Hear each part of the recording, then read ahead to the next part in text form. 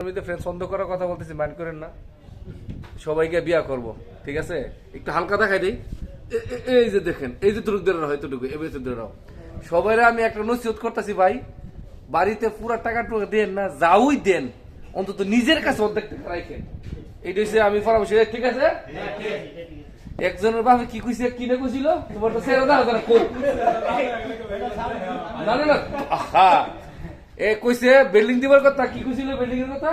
Building এর কথা না, মানে মনের কষ্টে, মনের দুঃখে হ্যাঁ কইছিলাম যে ইয়ের কথা, মানে যে কোনো কথা কইছিলাম, মনের কষ্ট কইছিলাম যে মরে গেলে লাস্টটা দেশে গেলে ভালো করে কবর দিও। বাবা কয় আল্লাহ যদি বাঁচায় এ কি কইছে, মনের দুঃখে কইছে আর কি, যে যদি মারা যায় লাস্টটা দেশে আইলে মানে কবর দিয়ে কালো মাছে দেখলে তো লাস্টটা কবর দিব।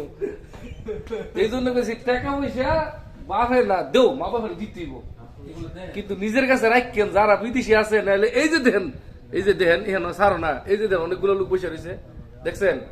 এই লোকগুলারে আমি কইতেছি ভাই টাকা পয়সা যাওই দেন। এখন রাত কটা বাজে? এখন এই যে দেখেন কটা বাজে, 12টা 7 বাজে, মানে উল্টা। এই কথাটা করার কারণ হচ্ছে টাকা পয়সা যতদিন আছে কদর আছে ততদিন, টাকা পয়সা নাই, একটা কুত্তার দাম আছে, মানুষের দাম নাই। ভালো থাকেন।